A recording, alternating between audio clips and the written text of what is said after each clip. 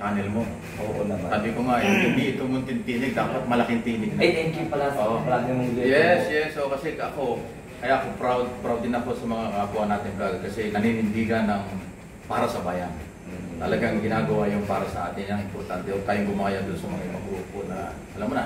Oo, dumayo pa ako ng Mindanao just to support the Sara Design Rally. Yung issue ng Sara Rally yan, ako, ang aking anggulo dyan eh. Kasama na sila ngayon sa nagpupromote kasi yung message na iparating. Yes. Tapos ngayon, binabanatan nila. So nalalaman ng tao. Pati ikaw ngayon binabanatan. Pati ako tinitira. So nalalaman ng tao ngayon na meron palang Sara resign. Yes. Yun ang publicity. Yun ang hindi nila alam eh. Yung PR, tatawag niyan, Public Relation Management, Public Relation Operation. Hindi nila alam yun. Hindi kasi Sir Mike sabi nila walang walang basihan ang pagpapabit ng Sara sa litin. Anong masasabi ko? Hindi ang issue dito may basyan wala. Ang issue rito, yung tao gising na. Yeah. Dahil hindi nila matanggap, hindi nila nararamdaman yung leadership ni Sara as secretary ng Department of Education. Pero para malinaw, siya nag-resign as secretary lang ha. As secretary? Kasi yung vice president elected yan, depende yan. Pero kasi hindi nararamdaman ng tao ang kanyang ginagawa. Yung mga no comment.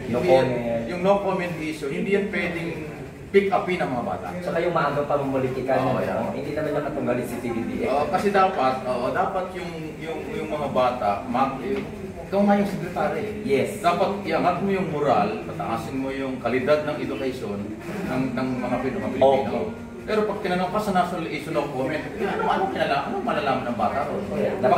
Baka maging maisip ng mga bata eh. Pwede palang no comment, bukas pag pumasok ako, no comment. At tinanong ako ng teacher ko, ma'am no comment. Okay, patay na. Asa mang halimbawa na galing sa isang secretary, hindi siya mag-comment. Dapat mag-open office siya. Wala naman personal na gano'n. Correct. Sabi namin, ang Sara resign, hindi personal. Yes. Kasi pinagbibitaw lang naman siya bilang secretary. Actually nga, hindi pinagbibitaw eh. Pinakikiusapan siya.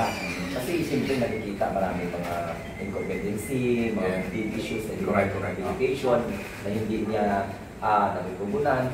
Yung mga issues ng tinatawag na corruption sa DepEd, wala naman siyang mapapaliwanag sa tao, yung mga group students. At saka yung isang issue dyan, hindi lang ako nakasama nung rally dahil ako. Ayan o, mag-ano lang. Nasa kasi ako, meron akong matagal ng schedule na makit kasi ako ng Baguio nung Friday.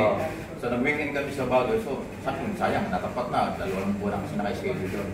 Ngayon, ang issue kasi dyan, hindi naman yung mga vlogger at yung mga nag-rally humihingi ng tulong kay Presidente para tanggalin. Yes. Ang issue rito, mag-resign. Mag-resign. So, walang political issue kasi ang resign, yan ay galing sa mga nag-rally, hindi inuutusan ng Pangulo. Exactly. Iba kasi yung issue na... Ayaw nilang maniwala, kala nila siguro may utos ng Malacanang. Oo, nasa likod ng Malacanang.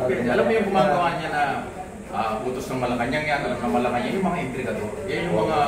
ang description ko sa ganyan, mga mababaw na argumento. Kasi hindi nila alam ang sinasabi nila. Yes. Pero dahil ginagawa nila ngayon yan, ang aking analysis nga dyan, yung opinion ko, kasama na sila doon sa pag-promote ng Sara resign kasi everyday tayo tinitira. Pero hindi nila naintindihan na magpapasalamat tayo sa kanila. Oo, araw-araw mo tinitira. Hindi ako. Ngayon, araw-araw na kami tinitira. Oo, yes. Lahat tayo, pero ako.